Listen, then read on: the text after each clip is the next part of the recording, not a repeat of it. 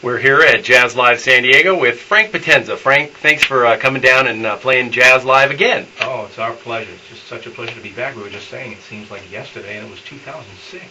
So it's and it must have gone good the first time. Apparently so. From what I understand, there isn't a whole lot in the way of repeat people here. So no, it's an honor to have you back. Tell us a little bit about the band that you're playing with tonight. Well, this is the trio that's the trio plus special guest that is on the recording that has just been released this month, actually late last month on Capri Records, and it's called Old New Borrowed in Blue, and it's Joe Bagg on organ, Steve Barnes on drums, and myself, and Holly Hoffman is our special guest. And is this a trio that's been together? Have you been playing? Yeah, this has been the last 3, 4, even maybe 5 years we've been playing on and off together, not steadily, but as stuff comes up, mm-hmm. and I finally got a chance to record it and document some of it. And it's a significant little difference in this with Joe Bagg playing Hammond B3. How does that contrast with a maybe more standard quartet with a piano player? Well, the thing I really like about this format is that he's playing bass as well, so that sort of unifies everything in terms of where everything goes, harmonically. So there are fewer people to have any kind of altercation with, we like to say, harmonic altercation. So, if we're on the same wavelength and we're really listening well to each other, you can really move the music in really interesting ways very easily, as opposed to having to do it between piano, bass, and guitar. And you know what I mean? It's mm-hmm. it's like one fewer person, and organ has a very specific flavor to it, and it's like any flavor. Some people like it, and some people don't. I know jazz fans that really don't care for organ. I don't like them, but right. So does Joe then get to take 2 solos because he's playing both bass and keys? No, I'm sorry. That won't wash. Although he certainly deserves it for the work that he's doing. So I wanted to dive into the new disc a little bit. Great to have a new disc here in the library to play from you. And the title, Old, New, Borrowed, in Blue. In the old category, can you tell us a little bit about the disc that reflects old? Well, there are a lot of things that are, for me, old tunes, but in some cases, new treatments of them. So, for instance, Road Song, Wes Montgomery's Road Song, which is also known by the title OGD, which seems mysterious, means organ, guitar, drums. So there you go. And that's an old tune for me, and I did it in 3 to kind of update it, so it's a little bit of a different treatment that way. But that's a good example of something that I've been playing for years, but not that way. Mm-hmm. So it was a way for me to be able to update it a bit, but still get away with playing something that's like an old friend. Right. So you mentioned Wes Montgomery, and I'm sure there's plenty of others that have been as part of your history as a musician. Tell us a little bit about how you got involved in music at the start. Was it something your parents introduced you to, or how'd you get involved? Yeah, my parents were very supportive of us. I come from a family of 6 children, so we a lot of us still play professionally, and my mother and father were just very supportive of the idea that if you wanted to study an instrument, they would get you an instrument, they would get you lessons if you wanted. So, and my mother, in her newlywed apartment, the first piece of furniture that was moved in was a piano. She didn't have anything else, but she had a piano. So it meant a lot to them, and they both really loved music, and so we all studied instruments as kids. My first instrument was accordion, and I made the mistake of mentioning that in the wrong circles and taken a lot of heat for it over the years, but it's a fact. You still play accordion? No, I don't.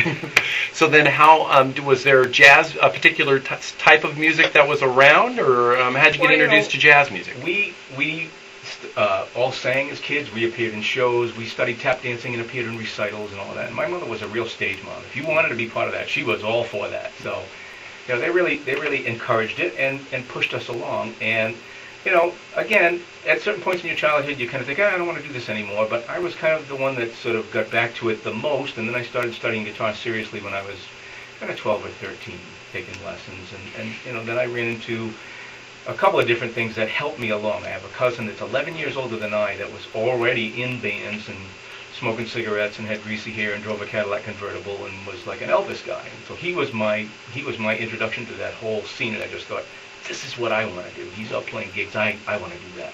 So that was a real inspiration for me. And then jazz music in particular. So that is something that doesn't usually come naturally. You have to kind of search that out, especially. But it seems like musicians who start playing other kinds of music want to get better on their instrument, and so they search out some of the things, and that's how they get into jazz. I mean, I played and still play popular music and tons of different kinds of music other than jazz, but that's what I settled on as what I do with my own artistic statement. And one of my teachers turned me on to people like George Benson and Joe Pass and people like that. So it took a while for me to kind of get, again, a flavor. It was a different flavor for me, and I kind of thought, well, that's obviously difficult to do, but I don't know, it sounds a little like old guys, but then George Benson stuff had just enough of the elements of the bluesy kind of thing and a little bit of the R&B kind of influence, and that for me was, I could get with that. The connector for you? That was the bridge between sort of the R&B and blues and rock stuff, pop stuff, and the jazz stuff. So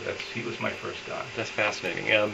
So the new part of the disc, what are you exploring on this new disc that's new for you? Well, I've never sang on a recording before. So I've been singing since I was a kid, but this is the first time that I actually kind of recorded that. And it was brain damage. It was...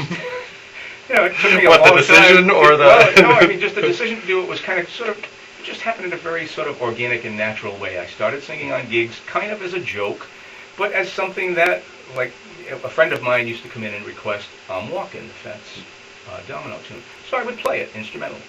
So she'd come in and she'd do this little gesture with her fingers, and I'm walking, and she'd, all right, okay. And so I kept trying to find a little bit of a different treatment for it. We do it very slow. I don't know if you remember, but the Fats domino treatment was pretty fast, right?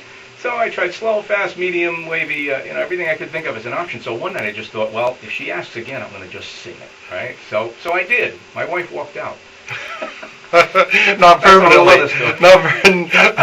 Not permanently, I hope. Not for a no, she walked out of the club. She couldn't deal with the surprise. So anyway, that was the beginning of my thinking, gee, I really enjoyed that. I had a good time with it, and it's kind of cool to take advantage of the fact that, these songs all have lyrics, but, as an instrumentalist, we don't get a chance to experiment with that and get, a taste of what that's like to be able to present the lyric as well. So for me, that's how all that started. It just kind of came an appealing challenge for me, and that's the result of it. Is now I've sang 2 tunes on this recent recording. And I believe you were saying that the reason that it happened now and that you're recording a vocal now is that these tunes in particular had had vocals had lyrics to them and meant something in particular. Sure. Well, of course, the Fats Domino thing was a big hit when I was a kid. Right. And then the other tune is called I Want to Be Loved, and it was recorded by like Billy Eckstine and Dinah Washington as a ballad. But in the 60s, there was a duo whose name was Gene and Dean. Not Jan and Dean, but Gene, I guess Jean and Dean. And they did a kind of a sort of R&B-ish kind of jump swing kind of flavored version of it that was a pretty big hit.